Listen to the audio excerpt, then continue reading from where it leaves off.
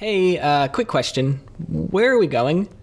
Where exactly does all this divisiveness end? It's not a bold claim to say that people are divided. In fact, more and more, every day people are waking up to this realization. We all know that social media is manufactured to create echo chambers that reaffirm our values and opinions, while also sprinkling little bits of hate or malice, either from the other side or at the other side. Or just take a look at the Luigi stuff and how both sides, the left and the right, for a moment were able to set aside their differences and come together because they knew just how flawed the system is.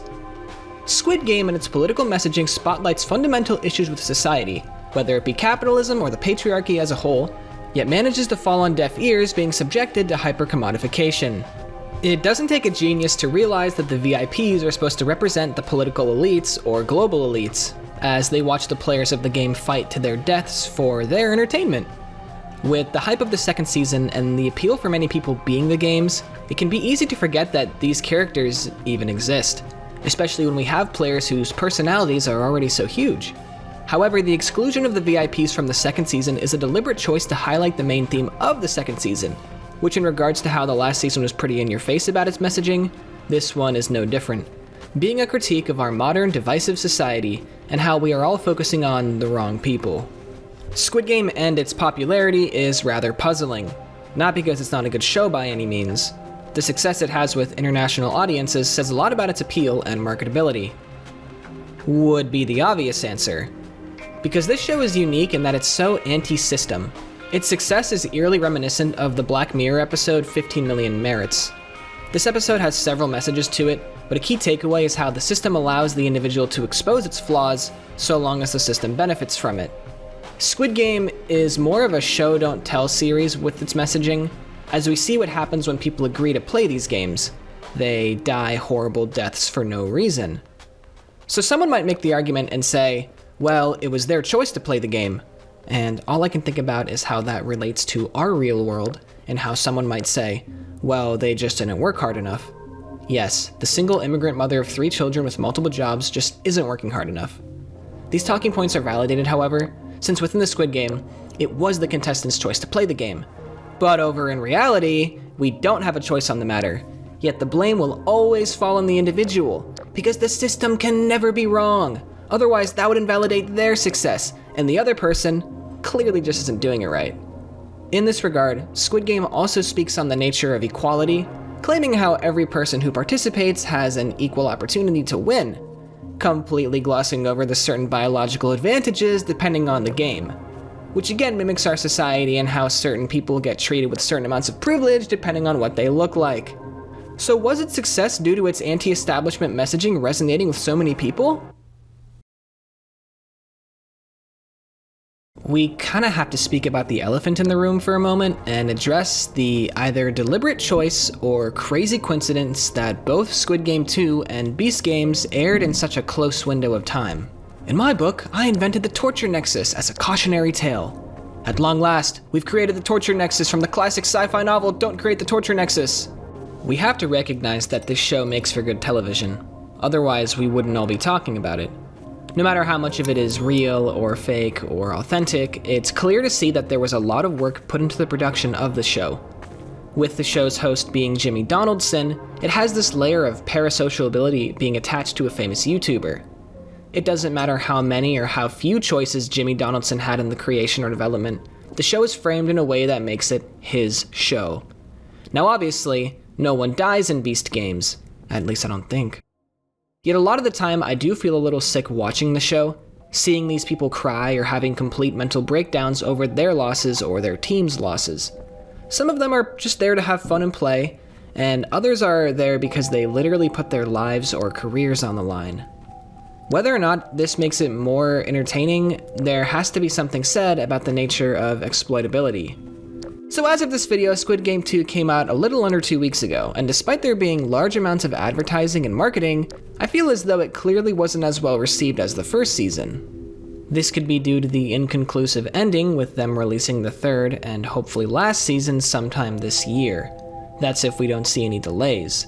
It could also be due to the fact that the initial shock is already lost for many, and the show doesn't really attempt any escalation in shock factor or violence, which is good, because it doesn't need to, and if you ask me, is rather cheap. Maybe it's the most obvious answer in that its message, having to do with divisiveness, is divisive. It kind of reminds me of how Season 4 of The Boys was negatively received and widely hated because many of the Homelander fans realized that they were the ones being made fun of. It was either that or genuinely because Frenchie had a gay romantic subplot, which actually, now that I think about it, this season of Squid Game does feature trans characters, so speaking of characters, the appeal from this season comes from this new cast, which are a lot more engaging. In my opinion, the last season's characters, while entertaining and iconic in their own right, were a little bland.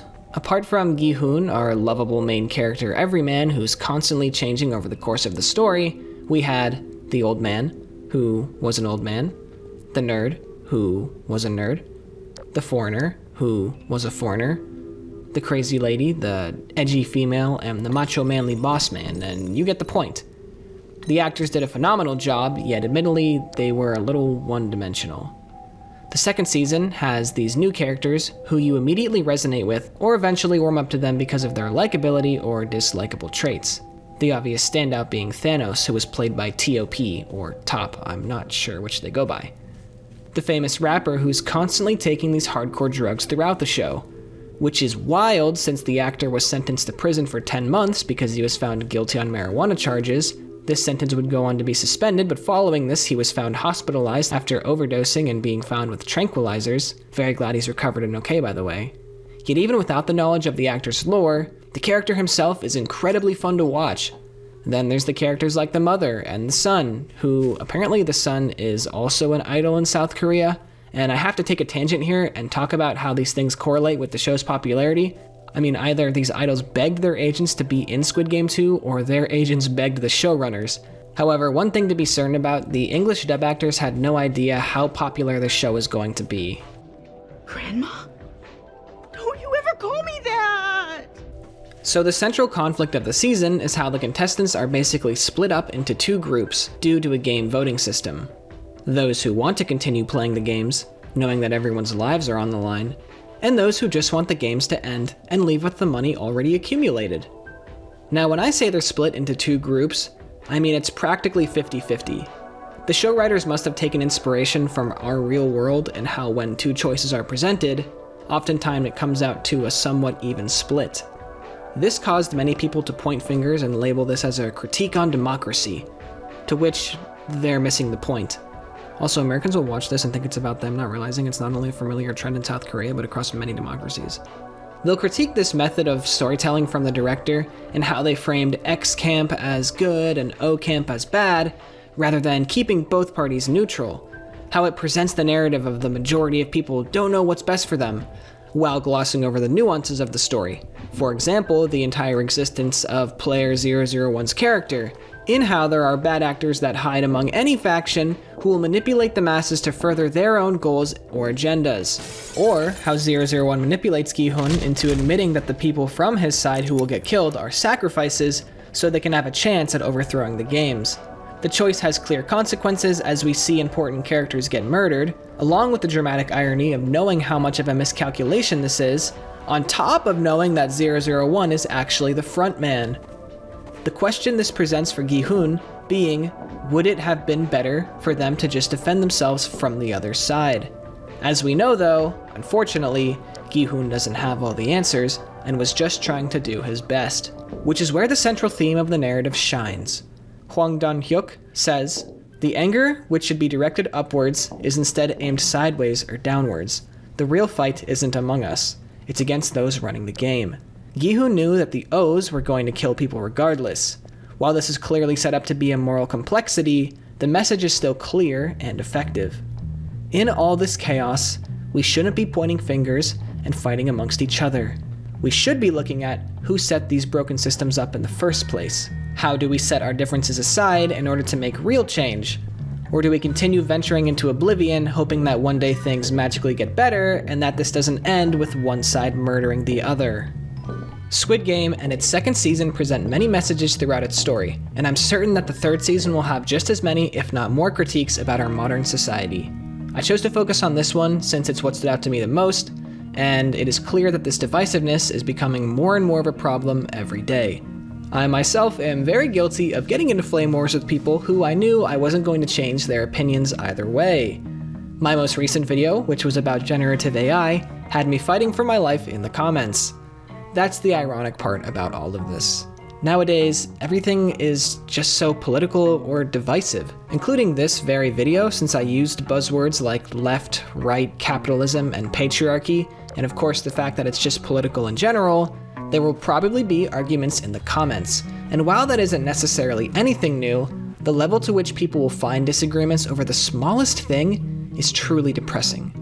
So with that, just remember, the patriarchy has no gender, billionaires are not your friends, and centrism is inherently reactionary.